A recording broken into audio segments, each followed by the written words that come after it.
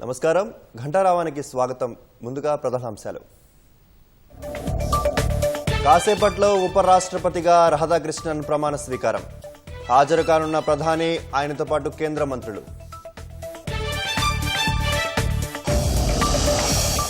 8 మంది ఎమ్మెల్యేల వివరణను బీఆర్ఎస్ సభ్యులకు పంపిన సభాపతి.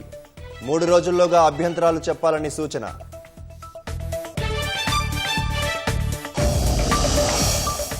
గ్రూప్ 1 పై అప్పీల్కు వెళ్లనున్న టీజీపీఎస్సీ. వారంలో హైకోర్టులో పిటిషన్ దాఖలకు నిర్ణయం.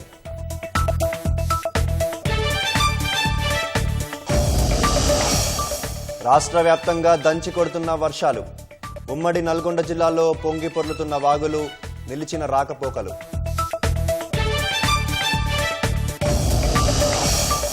ఘర్షణలతో అట్టుడికిన మణిపూర్లో పర్యటించనున్న ప్రధాని. రేపు 8,500 కోట్ల విలువైన అభివృద్ధి ప్రాజెక్టులకు శ్రీకారం.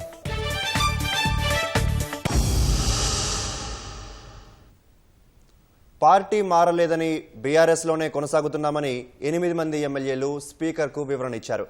అభివృద్ధి పనుల కోసమే సీఎంను కలిశామని సభాపతి నోటీసులకు సమాధానమిచ్చారు. కడియం శ్రీహరి, దానం నాగేందర్ మాత్రం మరింత గడువు కావాలని స్పీకర్ను కోరినట్లు తెలుస్తోంది. ఎమ్మెల్యేల సమాధానాలను ఫిర్యాదు చేసిన బీఆర్ఎస్ ఎమ్మెల్యేలకు స్పీకర్ పంపించారు. తాము పార్టీ మారలేదని, బీఆర్ఎస్లోనే కొనసాగుతున్నామని ఫిరాయింపు నోటీసులు అందుకున్న 8 మంది ఎమ్మెల్యేలు స్పీకర్కు వివరణ ఇచ్చినట్లు తెలిసింది. బీఆర్ఎస్ అభ్యర్థులుగా ఎన్నికల్లో గెలిచి కాంగ్రెస్లో చేరారని, వీరిపై అనర్హత వేటు వేయాలంటూ బీఆర్ఎస్ ఎమ్మెల్యేలు సుప్రీంకోర్టును ఆశ్రయించగా 3 నెలల్లోగా నిర్ణయం తీసుకోవాలని స్పీకర్కు సర్వోన్నత న్యాయస్థానం సూచించింది.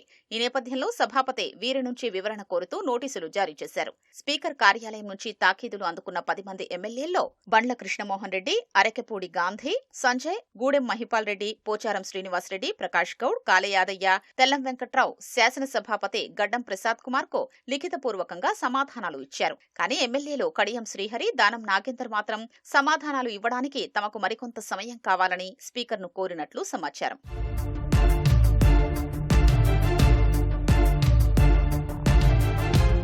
తమపై చేసిన ఆరోపణలపై 8 మంది ఎమ్మెల్యేలు లిఖితపూర్వకంగా ఇచ్చిన వివరణలో పలు లీగల్ జడ్జిమెంట్లను కూడా ఉదహరించినట్లు తెలిసింది. తాము పార్టీ మారలేదని, బీఆర్ఎస్ ఎమ్మెల్యేలుగానే కొనసాగుతున్నామని, ఎక్కడా పార్టీకి వ్యతిరేకంగా మాట్లాడలేదని చెప్పినట్లు తెలుస్తోంది.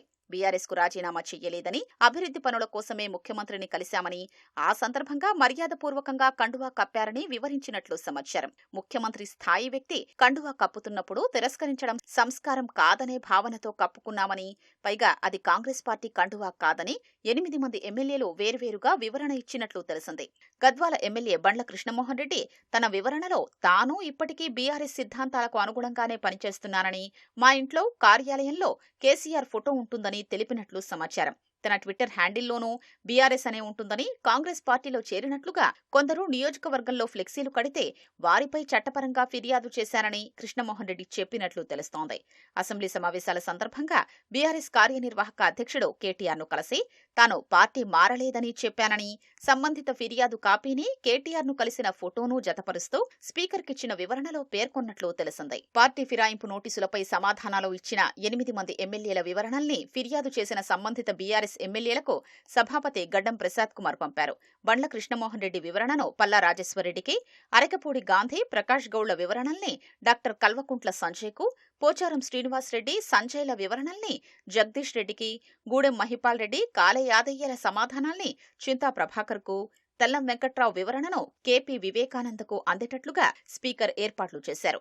సుప్రీంకోర్టుకు తాము సమాధానమివ్వాల్సి ఉండడంతో ఎక్కువ సమయం తీసుకోకుండా 3 రోజుల్లోగా వీటిపై అభ్యంతరాలుంటే చెప్పాలని సంబంధిత ఫిర్యాదు చేసిన ఎమ్మెల్యేలకు స్పీకర్ సూచించారు. కడియం శ్రీహరి నుంచి వివరణ వచ్చాక కేపీ వివేకానందకు, దానం నాగేందర్ నుంచి వచ్చే సమాధానాన్ని పాడి కౌశిక్ రెడ్డికి స్పీకర్ పంపే అవకాశం ఉంది. పార్టీ ఫిరాయింపు నోటీసులపై ఎమ్మెల్యేలిచ్చిన వివరణల్ని బీఆర్ఎస్ లీగల్ సెల్ పరిశీలనకు పంపింది.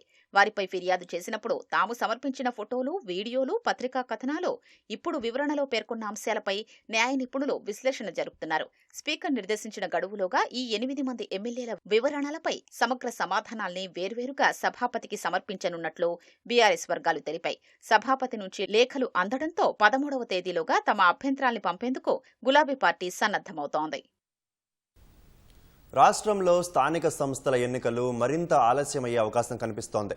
బీసీలకు 42% రిజర్వేషన్లు ఖరారయ్యే వరకు ఎన్నికలు నిర్వహించకూడదని కాంగ్రెస్ రాష్ట్ర నాయకత్వం భావిస్తోంది. గవర్నర్కు పంపిన బిల్లు ఆమోదంపై పురోగతి లేకపోవడంతో ఏం చేయాలనే అంశంపై కాంగ్రెస్ సర్కార్ పెద్దలు అంతర్గతంగా సమాలోచనలు చేస్తున్నారు. ఎలా ముందుకెళ్లాలనే అంశంపై చర్చిస్తున్నారు. రాష్ట్రంలో ఈ నెల 30 లోపు స్థానిక సంస్థల ఎన్నికలు నిర్వహించాలని హైకోర్టు రాష్ట్ర ప్రభుత్వాన్ని ఆదేశించింది. కానీ ఎన్నికల నిర్వహణకు బీసీల రిజర్వేషన్ల అమలు ప్రధాన అడ్డంకిగా మారింది. అసెంబ్లీ ఆమోదించిన బిల్లు ఇప్పటి వరకు గవర్నర్ ఆమోదం పొందకపోవడం, సుప్రీంకోర్టు తీర్పు ప్రకారం రిజర్వేషన్ల మొత్తం 50% మించకూడదన్న నిబంధనలతో ఎన్నికల నిర్వహణపై ప్రభుత్వం నిర్ణయం తీసుకోలేకపోతోంది. బీసీలకు 42% రిజర్వేషన్లు కల్పనకు రాష్ట్ర ప్రభుత్వం గత ఏడాది ఫిబ్రవరి నుంచి కసరత్తు చేస్తోంది. కులగణన తర్వాత అసెంబ్లీలో ఏకగ్రీవంగా తీర్మానించి బిల్లును ఆమోదించి కేంద్రానికి పంపించారు. కేంద్రంపై ఒత్తిడి పెంచేందుకు కాంగ్రెస్ రాష్ట్ర నాయకత్వం పార్లమెంటు లోపల బయట ఒత్తిడి తీసుకొచ్చే కార్యక్రమాలు చేపట్టింది. అయినా ప్రయోజనం లేకపోవడంతో ఆర్డినెన్స్ తీసుకొచ్చి రాష్ట్రం గవర్నర్కు పంపగా ఆమోదించకుండా రాష్ట్రపతికి పంపించారు. దీంతో ప్రత్యేక అసెంబ్లీ ఏర్పాటు చేసి స్థానిక సంస్థల ఎన్నికలపై ఉన్న 50% సీలింగ్ ను ఎత్తివేస్తూ ఏకగ్రీవంగా తీర్మానం చేసి గవర్నర్కు పంపగా ఇప్పటి వరకు ఎలాంటి పురోగతి లేదు. రాష్ట్ర ప్రభుత్వం పంపిన బిల్లును ఆమోదించి రాజ్యాంగంలోని 9వ షెడ్యూల్లో చేర్చే అవకాశం ఇప్పట్లో లేదని భావిస్తోంది. ప్రభుత్వం బీసీ రిజర్వేషన్లపై తుది నిర్ణయం తీసుకుని ఆ సమాచారాన్ని రాష్ట్ర ఎన్నికల సంఘానికి నివేదించాల్సి ఉంది. ఆ తర్వాతే ఎన్నికల నిర్వహణపై స్పష్టత వస్తుంది.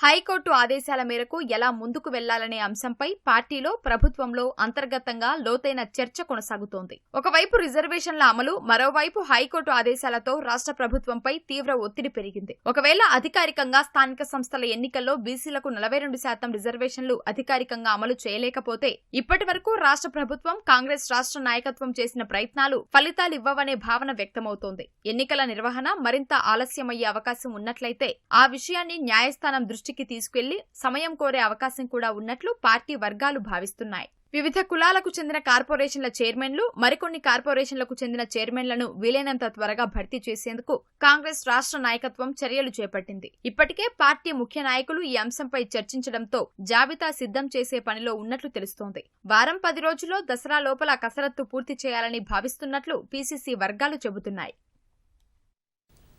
జాతుల మధ్య వైరంతో 2 ఏళ్లు అట్టుడికిన మణిపూర్లో తొలిసారి ప్రధాని నరేంద్ర మోదీ పర్యటించనున్నారు. రేపు రాజధాని ఇంఫాల్, చురాచంద్పూర్లో 8,500 కోట్ల విలువైన అభివృద్ధి ప్రాజెక్టులకు శంకుస్థాపనలు, ప్రారంభోత్సవాలు చేయనున్నారు. ఇంఫాల్లో మైతేయి వర్గం ప్రాబల్యం అధికంగా ఉండగా చురాచంద్పూర్లో కుకీలు అధిక సంఖ్యలో ఉన్నారు. ఇప్పటికే ఇంఫాల్, చురాచంద్పూర్లో ప్రధాని పర్యటనకు సంబంధించిన హోర్డింగ్లను ఏర్పాటు చేశారు. ప్రధాని మోదీ పేరు ప్రస్తావించకుండా చురాచంద్పూర్లోని పిఎస్ గ్రౌండ్లో జరిగే వీవీఐపీ కార్యక్రమానికి హాజరయ్యేవారు పెన్, వాటర్ బాటిల్, బ్యాగ్, కుర్చీ, లైటర్ వంటి వస్తువులను తీసుకుని రావద్దని మణిపూర్ ప్రభుత్వం నోటీసులు జారీ చేసింది. ప్రధాని పర్యటన నేపథ్యంలో ఇంఫాల్, చురాచంద్పూర్లో భద్రతను కట్టుదిట్టం చేశారు. మణిపూర్ పోలీసులతో పాటు కేంద్ర సాయుధ బలగాలను పెద్ద ఎత్తున మోహరించారు. లెఫ్టినెంట్ జనరల్ అభిజిత్ భద్రతా ఏర్పాట్లను పరిశీలించారు. సున్నిత ప్రాంతాల్లో అప్రమత్తంగా ఉండాలని బలగాలను ఆదేశించారు. 2023లో మైతేయి, కుకీ వర్గాల మధ్య తలెత్తిన ఘర్షణల కారణంగా 260 మందికి పైగా మృతి చెందగా వేలాది మంది నిరాశ్రులయ్యారు. ప్రస్తుతం మణిపూర్ రాష్ట్రపతి పాలనలో ఉంది. సిపి రాధాకృష్ణన్ నేడు ఉపరాష్ట్రపతిగా ప్రమాణ స్వీకారం చేయనున్నారు. ఉదయం 10 గంటలకు రాష్ట్రపతి భవన్లో 67 ఏళ్ల రాధాకృష్ణన్తో రాష్ట్రపతి ద్రౌపది ముర్ము ప్రమాణ స్వీకారం చేయించనున్నారు. ఈ కార్యక్రమంలో ప్రధాని మోదీ, కేంద్ర మంత్రులు, ఏపీ, తెలంగాణ గవర్నర్లు అబ్దుల్ నజీర్, జిష్ణుదేవ్ వర్మ, సీఎం చంద్రబాబు, ఉప ముఖ్యమంత్రి పవన్ కళ్యాణ్ పాల్గొననున్నారు. జూలై 21న జగదీప్ ధన్కడ్ ఆకస్మిక రాజీనామాతో ఉపరాష్ట్రపతి ఎన్నిక నిర్వహించగా జస్టిస్ సుదర్శన్ రెడ్డిపై సిపి రాధాకృష్ణన్ 152 ఓట్ల తేడాతో విజయం సాధించారు. ఉపరాష్ట్రపతిగా ఎన్నిక కావడంతో మహారాష్ట్ర గవర్నర్ పదవికి సిపి రాధాకృష్ణన్ రాజీనామా చేశారు. ఈ విషయాన్ని రాష్ట్రపతి భవన్ ప్రకటించింది. గుజరాత్ గవర్నర్ ఆచార్య దేవవ్రత్కు మహారాష్ట్ర గవర్నర్గా అదనపు బాధ్యతలు అప్పగిస్తూ రాష్ట్రపతి ద్రౌపది ముర్ము ఆదేశాలు జారీ చేశారు.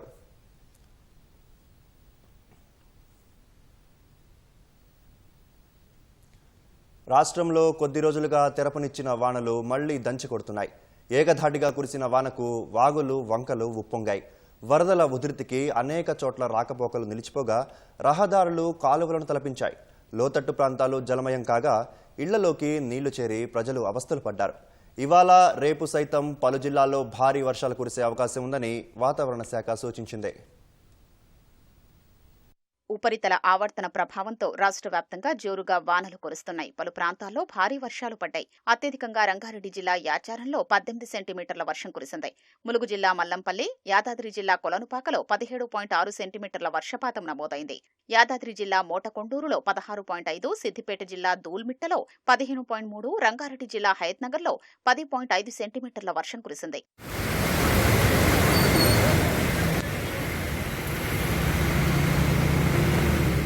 ఉమ్మడి నల్గొండ జిల్లాలో జోరుగా వర్షాలు పడుతున్నాయి. భువనగిరి చిట్యాల ప్రధాన రహదారిపై నాగిరెడ్డిపల్లి లో లెవెల్ వంతెనపై వరద కాలువ ఉధృతంగా ప్రవహిస్తోంది. తొలుత వాహనాల్ని అనుమతించినా ప్రవాహ వేగం పెరగడంతో ఇరువైపులా పోలీసులు బారికేడ్లు అడ్డుపెట్టారు. రాకపోకలు పూర్తిగా నిలిచిపోవడంతో వాహనాలు బారులు తీరాయి.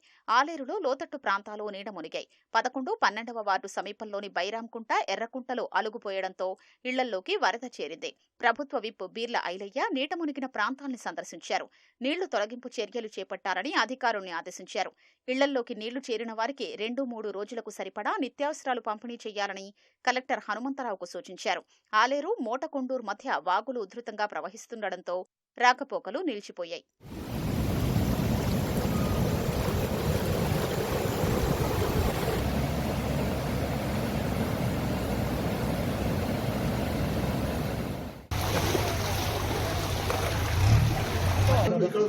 ఇంత ఘోరం అబ్బాయి.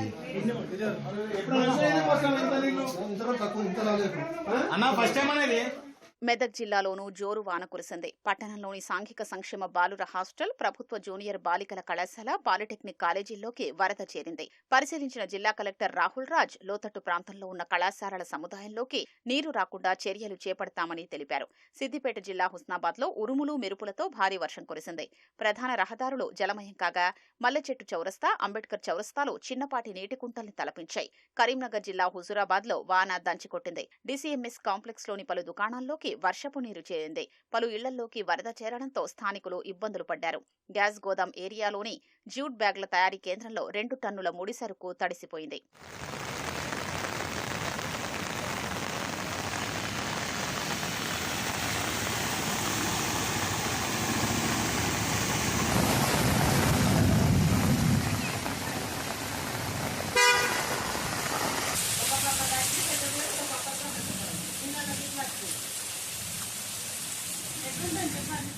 ఏకధాటిగా కురిసిన భారీ వర్షానికి ఓరుగల్లు నగరం అతలాకుతలమైంది. వరంగల్లోని రైల్వే అండర్ బ్రిడ్జ్ కిందకు వరద చేరడంతో ఖమ్మం, మహబూబాబాద్, వర్ధన్నపేటకు రాకపోకలకు ఇబ్బంది కలిగింది. పాత బీడ్ బజార్, బట్టల బజార్, వరంగల్ చౌరస్తాలో రోడ్లపై వరద ప్రవహించింది.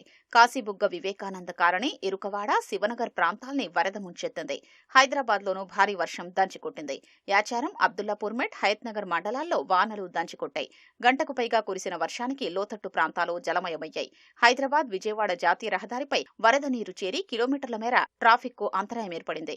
జూబ్లీహిల్స్, పంజాగుట్ట, అమీర్పేట పరిసరాల్లో రోడ్లు చెరువుల్ని తలపించగా ఎల్బీనగర్, వనస్థలిపురం, మన్సూరాబాద్ లో లోతట్టు ప్రాంతాలు జలమయమయ్యాయి.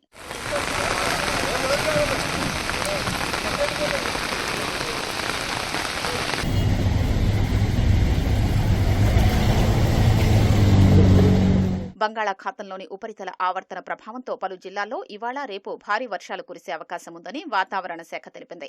శుక్రవారం ఆసిఫాబాద్, మంచిర్యాల, సూర్యాపేట, మహబూబ్నగర్ జిల్లాల్లో, శనివారం మహబూబాబాద్, వరంగల్, హనుమకొండ, జనగామ, యాదాద్రి భువనగిరి, రంగారెడ్డి, హైదరాబాద్ జిల్లాల్లో కురిసే అవకాశం ఉన్నట్లు వివరించింది. మిగతా జిల్లాల్లో మోస్తరు వర్షాలు కురిసే అవకాశం ఉంది. హైదరాబాద్ నగరంతో పాటు రాష్ట్ర వ్యాప్తంగా వర్షాల నేపథ్యంలో అన్ని శాఖల అధికారులు, సిబ్బంది అప్రమత్తంగా ఉండాలని ముఖ్యమంత్రి రేవంత్ రెడ్డి సూచించారు. పురాతన ఇళ్లలో ఉన్న వారిని ఖాళీ చేయించి సురక్షిత ప్రాంతాలకు తరలించాలని అధికారులను ఆదేశించారు. హైదరాబాద్లో హైడ్రా, జీహెచ్ఎంసీ, ఎస్డీఆర్ఎఫ్, అగ్నిమాపక, ట్రాఫిక్, పోలీసు సిబ్బంది సమన్వయంతో పనిచేయాలన్నారు. ప్రజలకు ఎలాంటి ఇబ్బందులు తలెత్తకుండా చూడాలన్నారు. వాగులపై ఉన్న లోతట్టు కాజ్వేలు, కల్వర్టుల నుంచి నీటి ప్రవాహాల పట్ల అప్రమత్తంగా ఉండాలని సీఎం ఆదేశించారు. చెరువులు కుంటలకు గండిపడే ప్రమాదం ఉన్నందున నీటిపారుదల శాఖ అధికారులు ముందు జాగ్రత్తలు తీసుకోవాలని సూచించారు.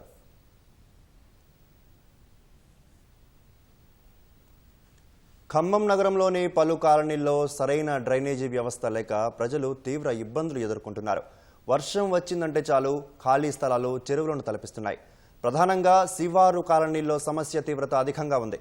ఇటీవల కురిసిన వర్షాలకు నీరు నిలిచి దోమలకు ఆవాసంగా మారి వ్యాధులు విజృంభిస్తున్నాయి. వర్షాకాలం వచ్చిందంటే చాలు ఖమ్మంలోని శివారు ప్రాంతాలే కాదు ప్రధాన ప్రాంతాల్లోని పలు కాలనీల్లోని ప్రజలకు కంటి మీద కునుకు ఉండటం లేదు. చెరువులను తలపిస్తున్న ఖాళీ స్థలాలే ఇందుకు కారణం. అడుగుల మేర వర్షపు నీరు నిలిచి ఇవి వ్యాధులకు ఆవాసాలుగా మారుతున్నాయి. ఇటీవల కురిసిన వర్షాలకు మారుతినగర్, పాండురంగాపురం, ప్రశాంతినగర్, ఖానాపురం, జయనగర్ కాలనీ, శ్రీకృష్ణనగర్, టేకులపల్లి, శ్రీరామ్ నగర్, ధంసలాపురం కాలనీల్లో ఖాళీ స్థలాలు నీటి కుంటలను తలపిస్తున్నాయి. Suggulavarithota, Sitaram Nagar, Nimmathota, Srinagar colony, Mamata road, Madhuranagar colony, Gollagudem road, Ramachandraiah Nagar, SFS పాఠశాల చుట్టుపక్కల ప్రాంతాల్లోనూ ఇదే పరిస్థితి.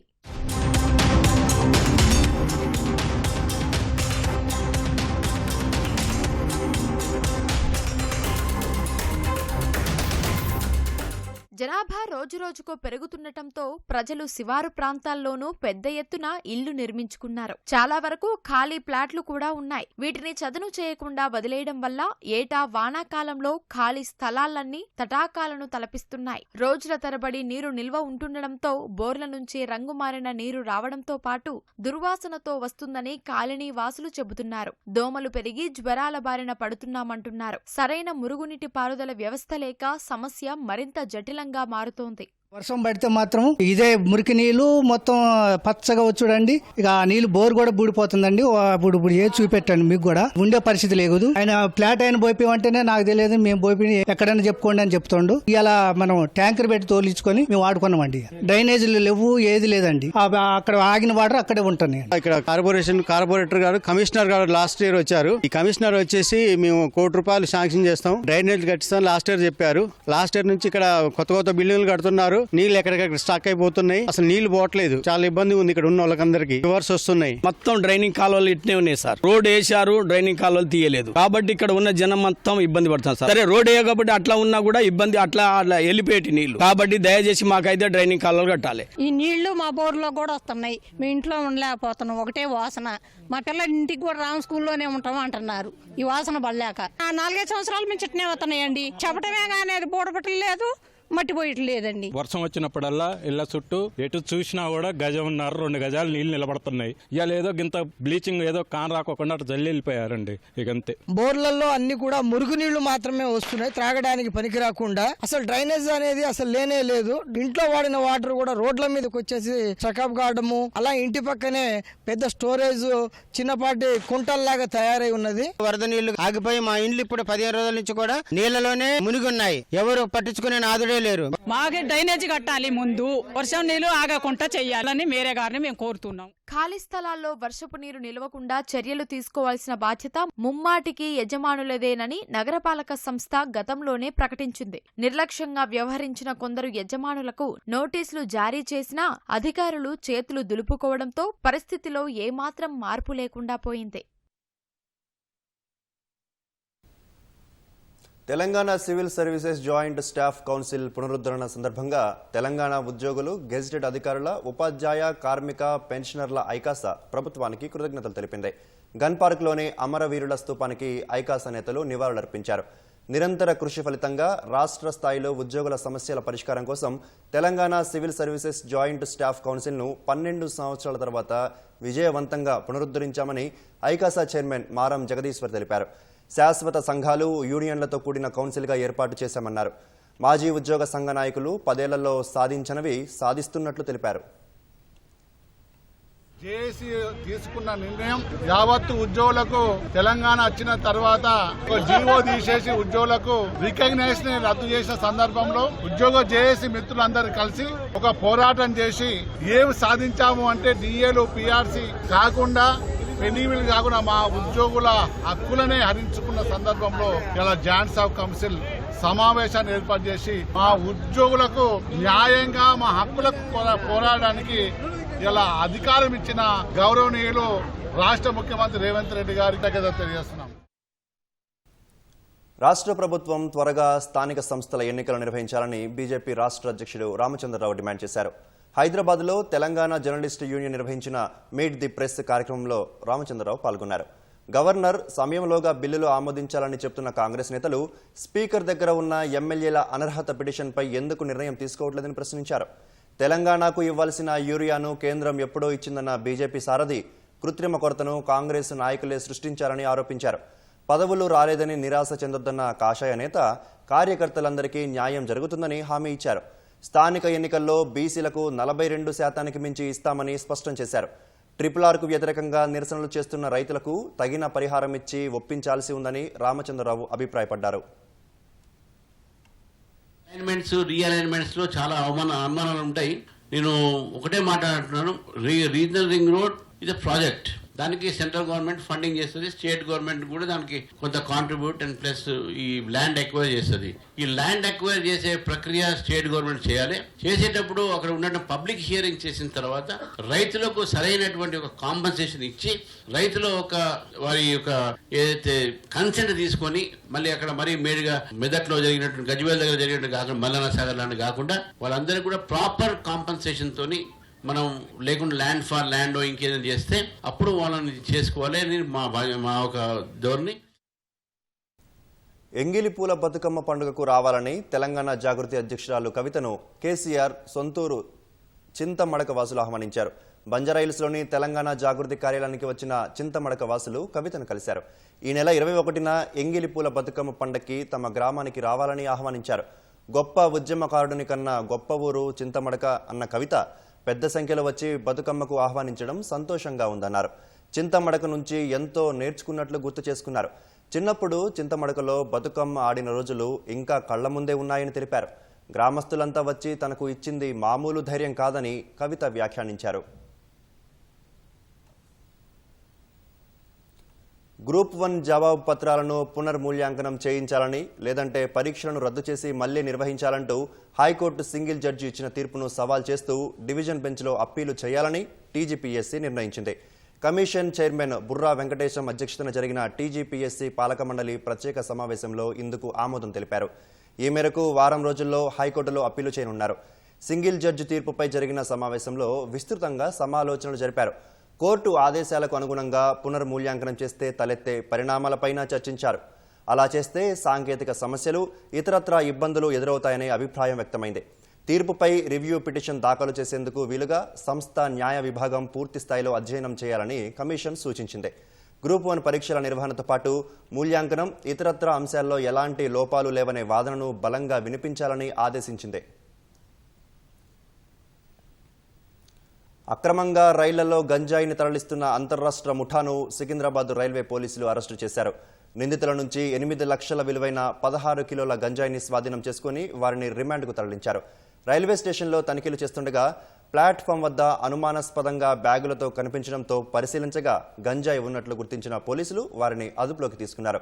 ఢిల్లీకి చెందిన చంద్రప్రకాష్ అనే వ్యక్తి చెడు వ్యసనాలకు బానిసై జమీలా అనే మహిళతో కలిసి గంజాయి విక్రయిస్తున్నట్లు వెల్లడించారు. హనుమకొండ జిల్లా పరకాల మున్సిపాలిటీ పరిధిలో విలీన గ్రామం రాజిపేట అభివృద్ధికి ఆమడ దూరంలో ఉంది. పేరుకు మున్సిపాలిటీ కేంద్రంలో 6వ వార్డు, కానీ మురుగునీటి కాలువలు లేక ప్రజలు నానా అవస్థలు పడుతున్నారు. గ్రామంలో ఎటు చూసినా అపరిశుభ్రతే తాండవిస్తోంది. వానాకాలంలో అయితే రహదారులు బురదమయంగా మారిపోతున్నాయని గ్రామస్తులు వాపోతున్నారు. పేరుకు మున్సిపాలిటీ అయినా తమను పట్టించుకునే నాదుడే లేరని ఆవేదన వ్యక్తం చేస్తున్నారు.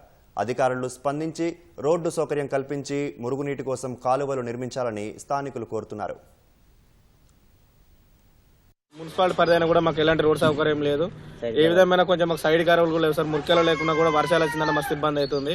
ఎలాగైనా మాకు ఇక్కడ కోలాపురం నుంచి వెళ్ళి పెద్దమ్మ తల్లి వరకు కన్ఫర్మ్ సీసీ రోడ్డును సైడ్ కాలువలుగా రావాల్సిందని కోరుకుంటున్నా. సీసీ రోడ్లు లేవు, గెడ్డ కాలువలు లేవు, దోమలకు బాగా రొచ్చుడు అవుతుంది. రొచ్చు బాగున్నది, మళ్ళీ పోతే అన్ని పురుగు పూసి సిత్తలు అవుతుంది. బాగా పట్టించుకుని నాలుగు ఇటు ఆడుకుని అంతకుముందు మంచిగా సర్పంచ్ ఉన్నప్పుడు వాళ్ళు వెళ్ళినప్పుడు మంచిగా జరిగింది. కాకపోతే మున్సిపాలిటీలో వడ్డా కాంజీ అయితే చేసుకునే లేదు, పట్టించుకునే ఎవరు. మాకు ఇంకుడు గుంట లేక చాలా ఇబ్బంది అవుతుంది. ప్లస్ ఈ మురికి కాలువల వల్ల దోమలు గిట్లా అయ్యి దోమలు గిట్లా కుట్టి మాకు పిల్లలకి ఇట్లా జ్వరాలు గిట్లా వస్తాయి, బాగా ఇబ్బంది అవుతుంది మాకు. అట్లా మేము పరకాలు ఉన్నట్టే కానీ ఇక్కడికి ఎలాంటి మున్సిపాలిటీ సంబంధించిన సేవలు ఇక్కడ ఏం రావడం లేదు, మాకు చాలా ఇబ్బందిగా ఉన్నది. చారిత్రక ఇతిహాసాలతో కూడిన మరో అద్భుత చిత్రం తెరపైకి రాబోతోంది. సప్త చిరంజీవుల్లో ఒకరైన హనుమంతుడి కథతో వాయుపుత్ర చిత్రం రూపొందుతోంది. సితారా ఎంటర్టైన్మెంట్స్ ఫార్చ్యూన్ 4 సంయుక్త నిర్మాణంలో కార్తికేయ 2 చిత్రాల దర్శకుడు చందు మొండేటి వాయుపుత్రకు దర్శకత్వం వహిస్తున్నారు. భారీ స్థాయిలో 3D యానిమేషన్ చిత్రంగా రూపుదిద్దుకుంటున్న వాయుపుత్ర 2026లో దసరా పండుగకి తెలుగు, హిందీ, తమిళం, మలయాళం, కన్నడ భాషల్లో ప్రపంచవ్యాప్తంగా విడుదల కానుంది. ఈ సందర్భంగా చిత్ర బృందం వాయుపుత్రను అధికారికంగా ప్రకటిస్తూ దహనమవుతున్న లంకను చూస్తూ కొండపై నిలబడిన హనుమంతుడి పోస్టర్ను ప్రేక్షకులతో పంచుకుంది. ఇది కేవలం సినిమా కాదని, థియేటర్లను దేవాలయాలుగా మార్చే పవిత్ర దృశ్యంగా మునుపెన్నడూ లేని విధంగా ఉండబోతుందని దర్శక నిర్మాతలు తెలిపారు. ఆ చిత్రానికి సంబంధించి మరిన్ని వివరాలను త్వరలోనే వెల్లడిస్తామని తెలిపారు. కంటెంట్ ఉన్న చిత్రాలను తెలుగు ప్రేక్షకులు ఎప్పుడూ ఆదరిస్తూనే ఉంటారని ప్రముఖ నిర్మాత బన్నీ వాసు అన్నారు. ఈటీవీ విన్ సమర్పణలో 90s ఫేమ్ మౌళి, శివాని జంటగా ఆదిత్య హాసన్ నిర్మించిన లిటిల్ హార్ట్స్ చిత్రం విడుదలైన అన్ని కేంద్రాల్లో విశేష ప్రేక్షకాదరణ పొందుతోంది. సాయి మార్తాండు దర్శకత్వం వహించిన లిటిల్ హార్ట్స్ తొలి రోజే బ్రేక్ ఈవెన్ సాధించి ఇండస్ట్రీలో రికార్డు సృష్టించింది. ప్రస్తుతం 20 కోట్లకు పైగా సాధించి భారీ వసూళ్ల దిశగా దూసుకెళ్తోంది. ఈ సందర్భంగా హైదరాబాద్ ప్రసాద్ ప్రివ్యూ థియేటర్లో ఏర్పాటు చేసిన సమావేశంలో చిత్ర బృందం ప్రేక్షకులకు ప్రత్యేక కృతజ్ఞతలు తెలిపింది. ఒక మంచి సినిమా వస్తే ఇంత సపోర్ట్ చేస్తారా? మేము అసలు ఎక్స్పెక్ట్ కూడా చేయలేదు. మంచి సినిమా చేసామని తెలుసు, ఫుల్ ఎఫర్ట్స్ పెట్టాం ప్రమోషన్స్ లో కానీ, జనాలకు తెలిసే దానిలో కానీ. ఎంత జనాలకు తెలిసినా ఇప్పుడు ఓటీటీలో చూసారు, థియేటర్కి రప్పించడం అంటే కష్టం, అసలు వస్తారా లేదా అని డౌట్ ఉండేది. కానీ ఫస్ట్ రోజు ప్రీమియర్స్ ఫుల్స్ మొత్తం డే 1 2.5 crores. మా సినిమా బడ్జెట్ కన్నా ఎక్కువ. అది పిక్చర్లు అయిపోయాం. థ్యాంక్ యూ నన్ను నమ్మి సినిమాకి వచ్చినందుకు. చెప్తూ వచ్చాను మేము ప్రమోషన్స్ లో, యూత్ కనెక్ట్ అవుతారు, ఫ్యామిలీ ఆడియన్స్ కనెక్ట్ అవుతారు, కానీ ఇంతలా కనెక్ట్ అవుతారు అనుకోలేదు. It's a very surprising thing. అసలు మాకు ఇంకా ప్రాసెస్ సక్సెస్ ఎలా ఎంజాయ్ చేస్తున్నాం అంటే ఇంకా ప్రాసెస్ అవ్వట్లేదు అది. సో అంతా హ్యాపీ ఉన్నాం, క్లౌడ్ 9 లో ఉన్నాను నేనైతే. ఫస్ట్ నుంచి ఈ సినిమా నేను రాసినప్పుడు ఒక చిన్న వెబ్ సిరీస్ కింద అనుకున్నాను, 2 episodes. తర్వాత లేదు సినిమా కింద రాద్దామని వెబ్ ఫిల్మ్ కింద అనుకుని రాశాను. ఎలాగవుతుంది, ఎలా రిసీవ్ చేసుకుంటారు అన్ని ఉండే. ముగ్గురికి ఫుల్ నమ్మకం ఉండింది. అది చిన్నకి, సూహృత్కి, కిషోర్కి, creative team, so much for all the belief. Thank you అండి. 90s అప్పుడు స్టార్ట్ అయినప్పుడు అది ఒక ప్రాజెక్ట్ లాగా మేము అవ్వలేదండి. మా ఇంట్లో ఒక పెళ్లి జరిగితే ఎలా అయితే అందరూ పార్టిసిపేట్ చేస్తాం అలా చేసిన సిరీస్ అది. సో అప్పటి నుంచి వాళ్ళు ఏం సక్సెస్ అయినా it feels so personal. And Mouli is the Pradeep Ranganathan of Telugu అంటున్నారు, బట్ నాకు అనిపిస్తుంది ఏంటంటే ప్రదీప్ రంగనాథన్ ఇస్ ద తమిళ్ మౌలి అని. సినిమా అయిపోయింది, కాపీ అయిపోయింది, ఇంకా ఒక 2 వీరులు బయలుదేరారు మార్కెట్ కి. బన్నివాస్ గారు, వంశీ గారు ఒక పెద్ద సినిమా లాగా దీన్ని ప్రమోట్ చేసినందుకు thank you so much. Malayalam సినిమాలు ఆడుతున్నాయి, కన్నడ సినిమాలు ఆడుతున్నాయి, చిన్న సినిమాలు చేస్తున్నారు, మన వాళ్ళు ఎందుకు చేయట్లేదు? ఇది ఒక తెలుగు తీసిన దానికి తెలుగు వాళ్ళు ఇచ్చిన ఆన్సర్ ఇది. ఇట్లాంటి సినిమాల కోసం ఇంకా ప్రొడ్యూసర్స్ ముందుకు వస్తారని, ఇట్లాంటి సినిమాలు తీసేదానికి ఇంకా డైరెక్టర్స్ కి వాళ్ళు తోడ్పాటుగా ఉంటారని నేను బలంగా కోరుకుంటున్నాను. ఈ సినిమాకి వచ్చే ప్రతి రూపాయి కూడా నాకు 1 కోటి రూపాయలతో సమానం. బన్నీవాస్ వర్క్స్ కి ఫస్ట్ టైం ఒక గోల్డ్ లా దొరికింది ఈ సినిమా. ఆ రోజు నాకు సినిమా కన్నా కూడా హ్యాపీనెస్ ఏంటంటే ఒకటి దొరికిందిరా నాకు, ఇంకా చాలు, నేను దీంతో ఆడుకుంటాను అనే కాన్ఫిడెన్స్.